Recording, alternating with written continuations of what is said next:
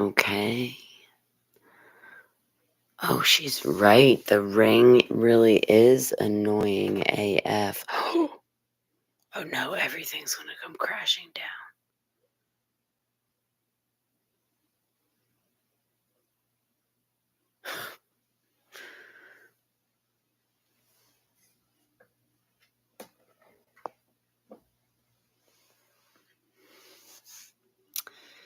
Dang.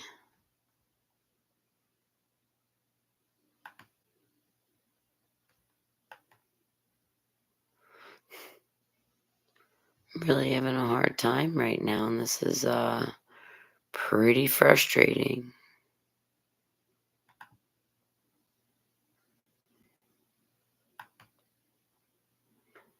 Good thing this is just a trial run. Thank goodness gracious. Can't even.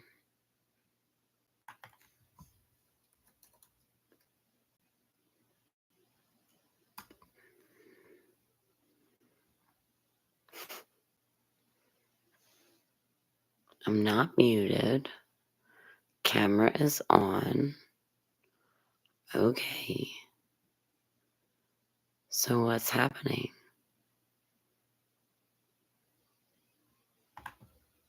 Anybody with me? All right. Well, it says that it's recording, so I'm just gonna roll with it. So most of you know me as Corinne. Some of you know me as another name. For legal reasons, we're going by Corinne. Um, this is just simply not working, and I don't know how to get it to work. If we have any volunteers for this, that would be great. Um, because I truly don't know what I'm doing. I have a volunteer that has a degree in producing. I imagine they would be a great assistant, but I only just networked with them the other day. So I didn't want to make anybody keep waiting. I don't even know if this is going to end up posting. But at least I'm seeing um, what people are able to see in this big old dick in my face. Jeez. Not bad. Man, it's right up in my grill.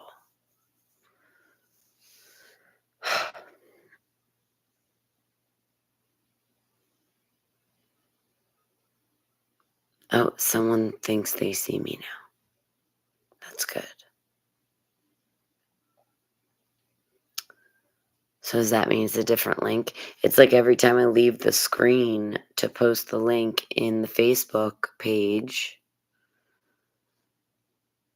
I end up freezing up and then we lose everything. And I don't want to keep doing that.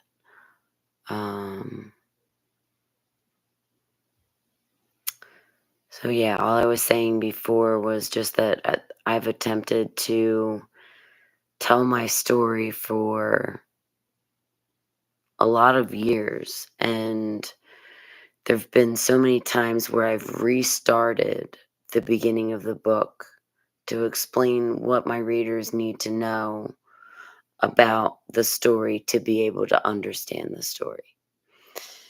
And as I got older, the chapters kept stacking on, and it was becoming it was so rapid that I couldn't catch up. And then by the time I would get to the 4th, 5th, 8th chapter, there would be so much happening that I'd have to drop the ball And then everything that was happening in the current part of the story was now a new chapter on the end of the last story. So life is happening way too fast, and I've been trying to write this for more than half my life. And because the story keeps growing and it's at this level of so impossible to believe, I just feel like at this point I'm running out of time to be able to tell it all together. And in my most recent attempt at writing this book, I had spoken with a publisher who shared with me the difference between a prologue, a preface, a foreword, um, things like that. And I realized that a way around one of my greatest fears of writing my book, which is hurt feelings of people in my life that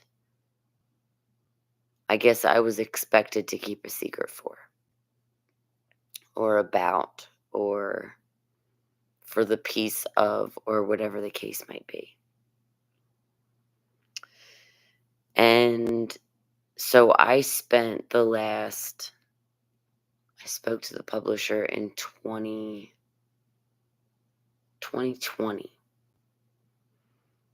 And that's what gave me this epiphany of the perfect way to legally tell my story and make it so that the people whose feelings I'm worried about hurting be able to have enough room to say that's not actually what happened. I was going to change the name of every person in the story. So this way I didn't have to skip over a person having a name. Um, and I realized that I was doing that a lot of times for people that wouldn't necessarily have hurt feelings. They might be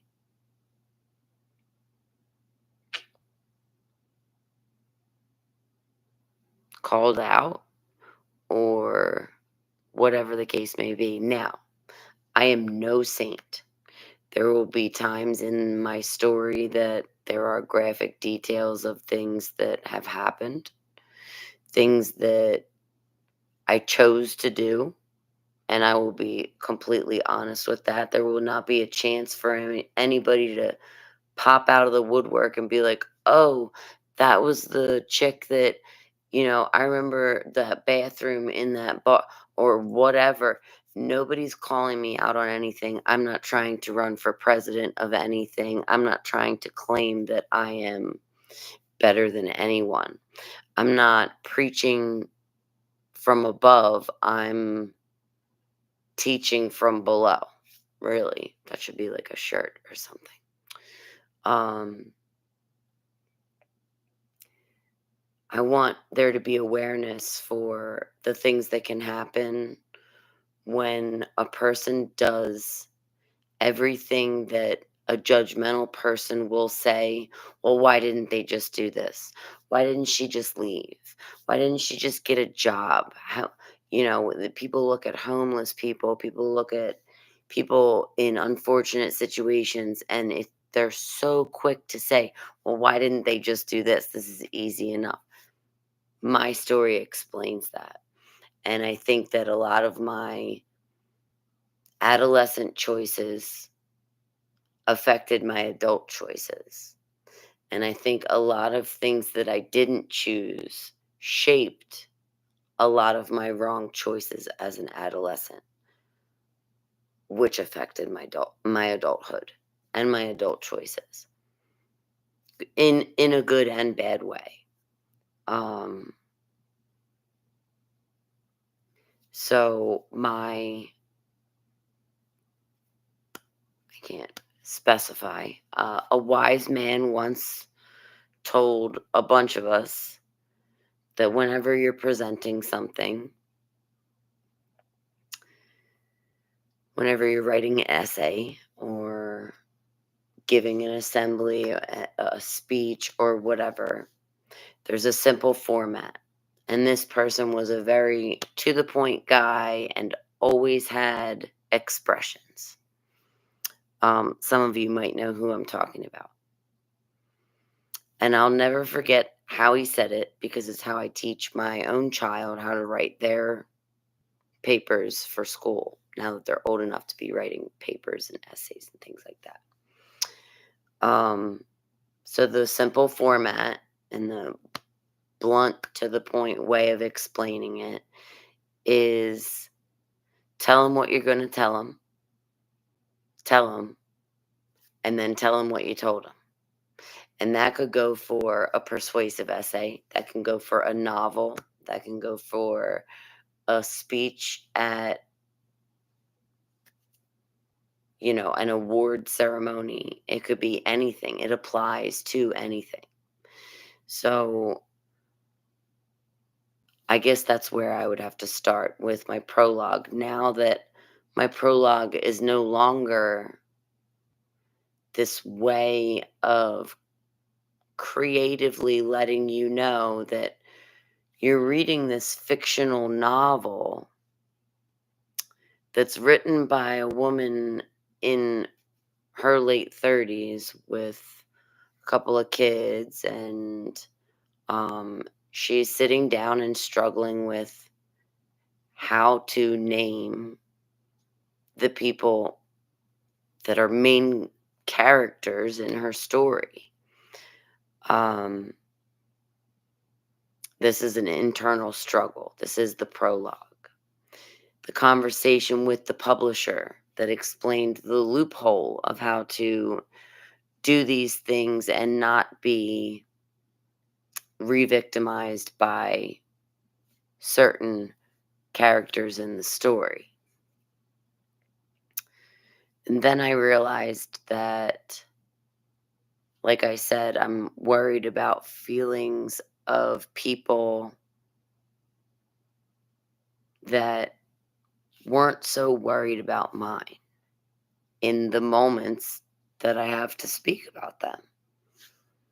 And I realized that I've shaped a good 40% of my writing plan for my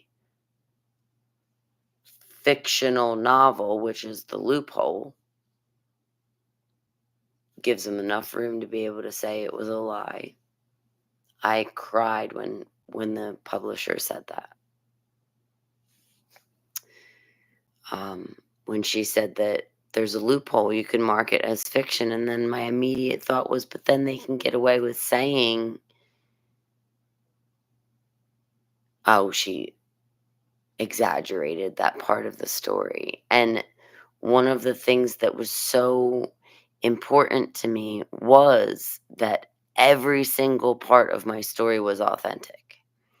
There were no exaggerations. There were no embellishments or things to keep you interested that were just added to the story, like when you see based on a true story, something to that effect. The loophole that the publisher explained was that I could market my memoir as fiction, change the names throughout the story. And then that's when I asked her if I could use this conversation as a prologue to kind of give a clue that you're sitting in the mind of a writer. You are sitting in her thoughts. You are sitting in her memories. You are sitting in her flashbacks. You are sitting in her worries. This was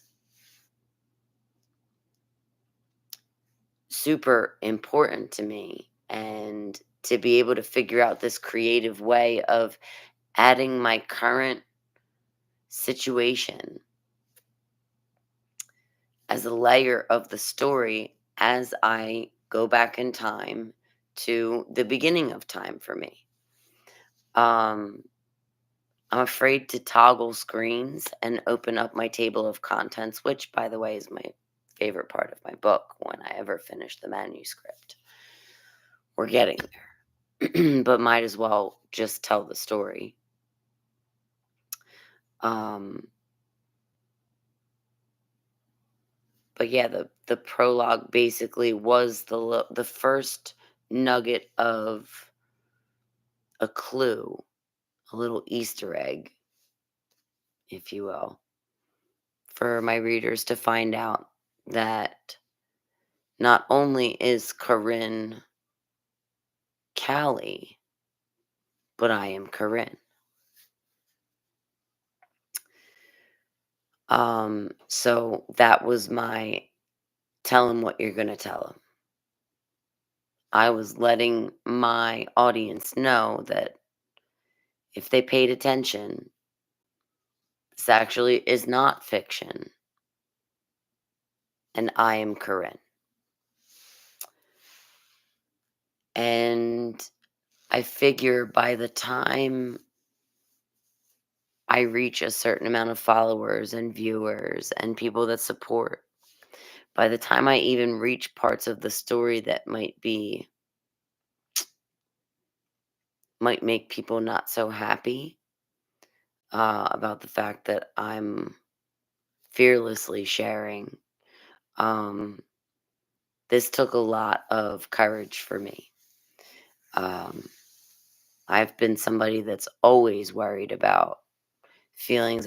I'm somebody that's been taught, you know, is sharing the truth for yourself, or is sharing the truth only going to affect the person that hears it in a negative way? That's c- been said to me a lot since I was a child. And I think I've lived by that. And I think I've acted and made decisions based on that mindset. But the truth is, telling the truth is for me. And if I didn't come first to somebody else, why shouldn't I come first to me? So I decided to stop with this making a big chunk of my book a worry of keeping it all a secret. That's kind of the opposite of the message that I want my book to have. And back when it was a floppy disk and I was only 14 and writing it, half the book was what had happened up to that point in my life. And the rest of the idea of the book was what I imagined for my life. So I actually would love to put this bad boy in something. I don't even know if a thing for these exists anymore to be able to see what I pictured for myself. I remember some bits and pieces because I mean, I remember the beginning half. Obviously, it's always going to be the same story, but I remember the parts that were fiction where I imagined at 14 that I'd have a daughter and she'd get her period and I'd be standing on the porch and looking at my other kids playing and having a flashback. I remember writing a scene like that in this story. Now I'm living as a mother who stands on her porch and watches her kids play and has flashbacks. Shocking. And what's funny is most of the time the flashbacks are things that happened after the kids were born. But yeah, the prologue was originally this explanation of a loophole so that people knew to look for more Easter eggs. I can't believe I changed enough of my book for other people.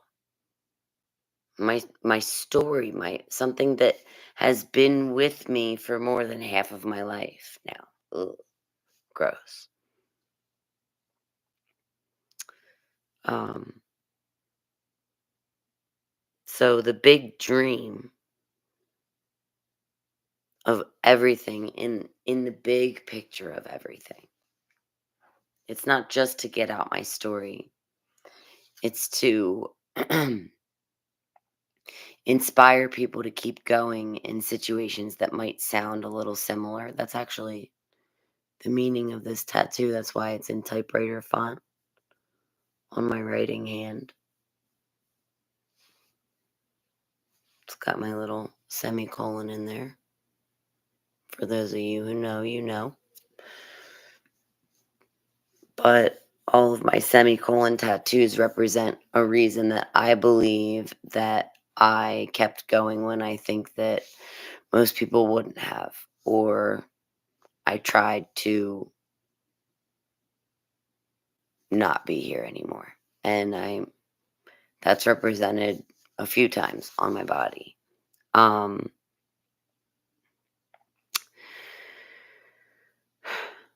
so the big picture is it starts out small and it's already begun. It's begun so fast. It's truly is a dream come true because I already have multiple clients that are asking for navigation services through the Compass Revival Project. That really is the ultimate goal, is helping other people that feel like they can't survive something that either I did or other volunteers and navigators have survived. I want it to be a team of navigators and advocates and people that are just there. There's a lack of that in this area, let alone across the world. I actually have a client overseas who cannot access services that they absolutely deserve. So I'm even going and researching rights of people in time zones that I can't even do the math of right now. But it's if this is the reason everything happened, is that people would entrust me to keep their secrets and hang on a little longer while I try and find whatever it is that they might not have the energy or ability to find on their own. And that is relatable. The amount of work it takes to put into um, being a survivor, being homeless, um, being a drug addict. There's step one seems so easy to a person that's never had to take it. And it seems like the biggest step ever to the person who's never taken it and needs to.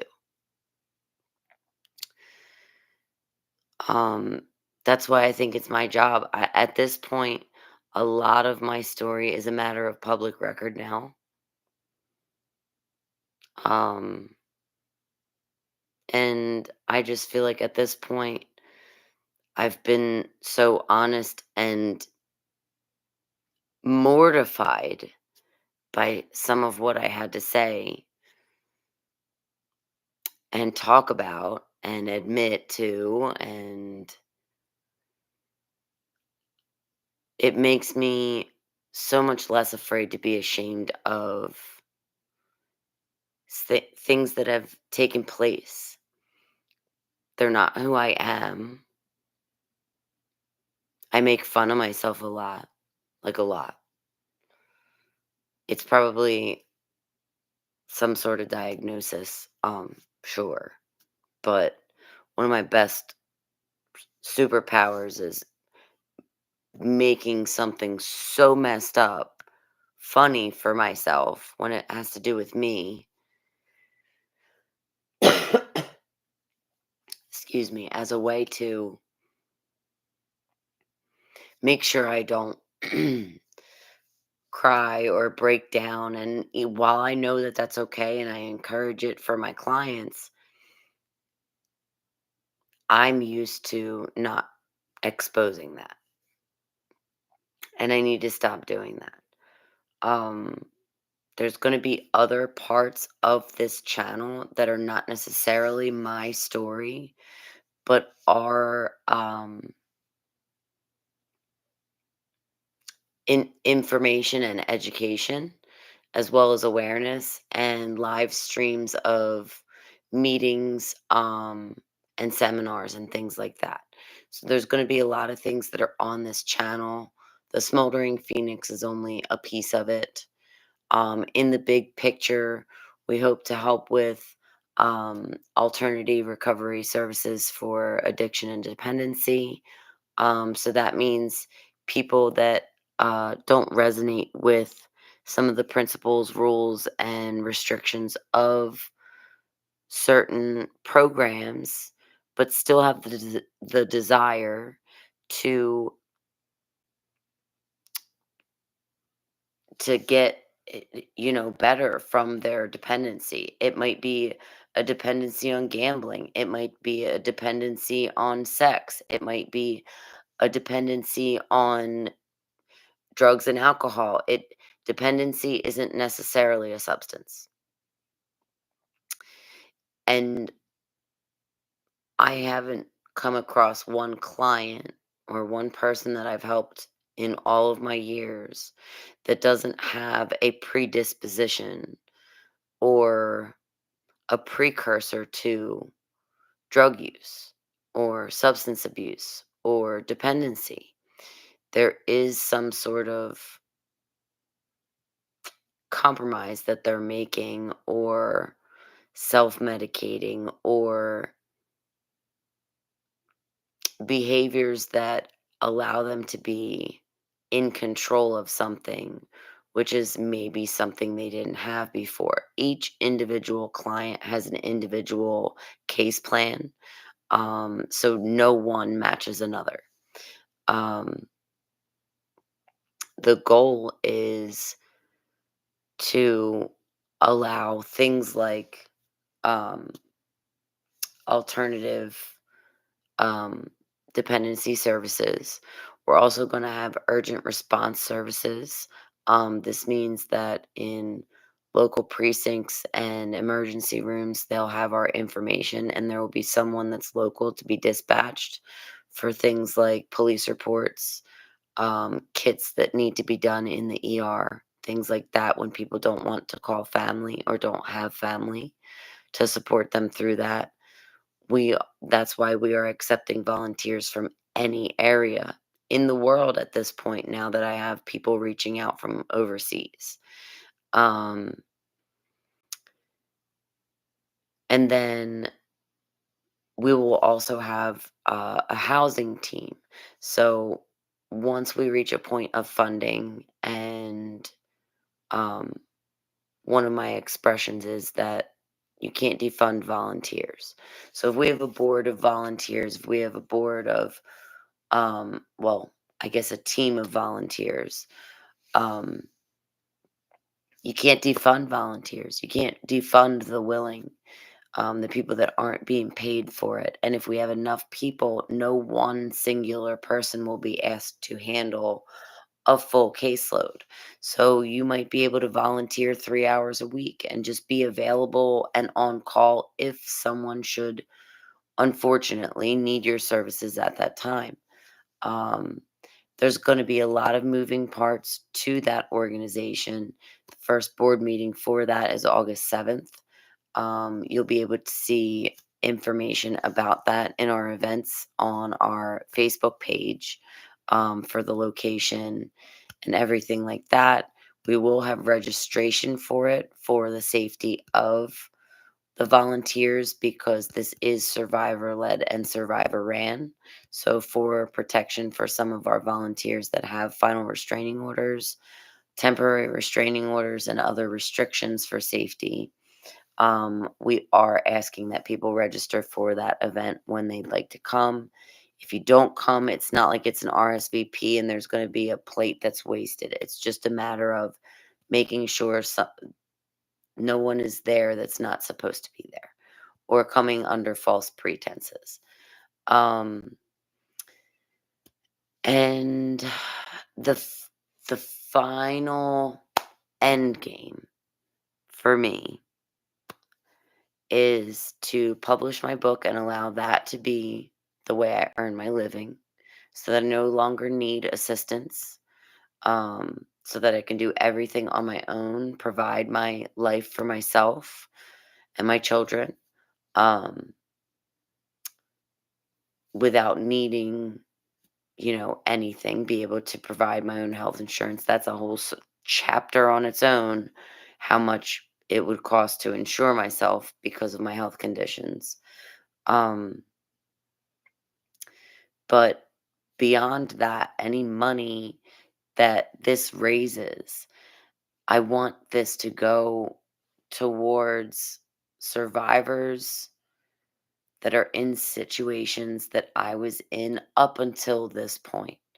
So that could mean sitting on your front lawn and talking to you because you just need help. Or it could mean that so much money is made that we're able to provide rental assistance for people that are trying to get on their feet and get back onto the path that they were supposed to be on. And if it weren't for their story and what happened to them, they would be on their path. They would be able to get up. This isn't a handout. This is more proof that there can be more successful people if they're given enough room and cushion to be able to succeed. I'll definitely be a whistleblower, which is one of my chapters towards the end, where I explain um, how things can kind of get off track, um, and not be the way they're supposed to be and the way the general public is led to believe it is. And I would imagine that they weren't expecting somebody from the bottom to be able to do the math work and see where it's going. Um, Once I reach the point of having any type of funding or donations or procured funds through fundraising or anything like that, um, of course, my directors would be paid if we reached that type of point where it's literally a full-time job for each volunteer. They would no longer be able to be volunteers if it's a full-time job. But I'm a humble person. I was reminded of that over the weekend. Um, that I was once in a bad position. I didn't have what I have now, and I wasn't in the position that I am now. Um, And if it reached the point of having so much procured funds, all I would want is a home that's sufficient for me and my family, maybe a Disney trip someday, maybe a pool in the backyard. But anything more that comes of that goes straight to the project. And if my book is published and making enough money and my story is making enough money, I will donate anything that comes to me and my payroll as a CEO of any type of nonprofit. But at this point, we aren't even registered yet. We are literally they can't defund volunteers, and I'm already helping people in multiple different situations, and I don't have their permission to explain their stories, but I can say that each one is unique and it does take a village for things like this. So from here on out, for this part of the channel, um, the Smoldering Phoenix is just my personal story, things that I can relate to, um, with other survivors, things that they may reach out to me about, which is kind of how I ended up even doing this to begin with. Um, People have always opened up to me, and I feel like because I can't work a traditional job, I can. be just as useful in a different way. And I am very good with networking with other businesses and getting um, the facilities or venues or whatever we might need to be able to house these different things and network with local businesses and things like that. The goals are big, and hopefully someday there will be a Compass Revival retreat where it is basically a place for sabbatical for people who have been through extreme chronic trauma, and are not in need of a medical or psychiatric facility. Um, that is super important to me. That is something that I feel, had I had access to that in multiple times of my life, I may have been healed in time to be an actively working person with maybe milder symptoms of my diseases, or maybe would have even prevented the development of some of my diseases. It's really unknown with the things that I have. Um, and I think that it's important for me to talk about my story. Um, I'm going to hope that toggling over to my table of contents, which is how I would like to end the live stream, um, i- which is my favorite part uh, of my book.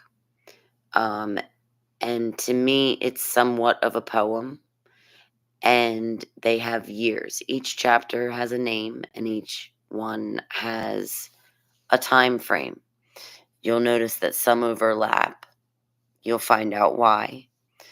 The first chapter is called The Unaborted Newborn. The year is 1987. Chapter 2 is The Tiny Guardian, 1991 to 1996. Number 3 is The Secret Keeper, 1992 to 1995. The Flower Picker, 1993 to 1996.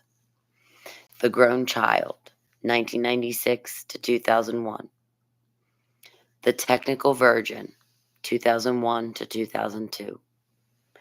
The Promising One, and the title of that chapter has changed like 5 times. That's 2001 to 2006.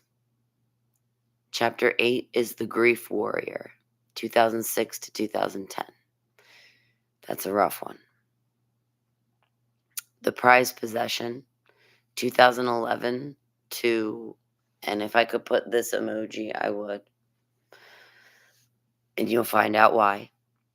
Uh, then we have The Wounded Gypsy, which is what I was reminded of over this past weekend, and that's from 2012 to 2014. Chapter 11 is The Other Sister, 2013 to 2014. Chapter 12 is The Lucky Lover, 2014 to 2022. Chapter 13 is The Escape Artist, 2015 to... Chapter 14 is The Page Turner, 2020 to 2022. Chapter 15, another changing title of the chapter, The Unsinkable Ship. I don't know if you can see it. I did that one. The Unsinkable Ship, 2024 to 2025. Chapter 16, The Whistleblower, 2025. Chapter 17, The Compass Reviver, 2025 to hopefully forever. Chapter 18, The Circus Act, 1987 to 2025. And then finally, Chapter 19 is the one fictional or expected chapter. I guess if it's expected and it hasn't happened yet, it would be considered fiction, is the Mosaic Dream, and it doesn't have a year yet. I don't know if I should start it at 2025 or if I should start it as everything gets in line and registered and official. But that is my prologue for you guys. So that means that next week, I can't promise that I'll be going in order. I can actually promise that we'll be jumping around and just discussing what comes up. I do know that I will probably go over the very beginning next week, since my biological father's, what would be his 60th birthday, is in a few days. I feel like that's super fitting because I do view his side of the story in an empathetic way, as well as my other parents, and I I understand differently. And while there is resentment, it's not necessarily a grudge. Or maybe while it's a grudge, it's not resentment. I don't know which it is. I have a therapist, don't worry. But there's something there. I won't lie about that. I won't be dishonest about that. Um, because it is. And maybe it's a matter of just no realization of how the tiny things and how the old things and the original things did in fact affect me. And the truth is, yeah, it might be hurtful to hear the truth, but if I don't get it out, I'm going to explode. I really am.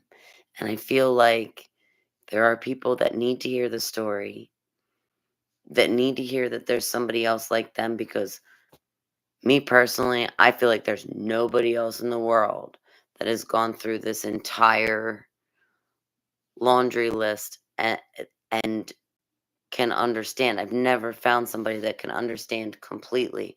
I've found someone that understands each and every chapter, but I don't know anyone that's endured all of this. And maybe through this I'll find someone like that. Maybe through this I'll find my long lost half brother that I've never met. Who knows? So much could come of this. And even if it helps one person by letting them know that I'm willing to tell my embarrassing, humiliating, broken truth, and maybe it will help them. And that's enough for me. Like I said, I'm not running for president. There's no skeletons that are going to come out of my closet that I wasn't planning on telling you already. And if it's something that I forgot about or didn't add into the story, it either means it wasn't relevant, it wasn't important, or maybe I was high at the time. I Again, I will be honest, and if somebody calls me out on something that I simply forgot, more than willing to talk about it if you remind me. I got nothing to hide, no shame,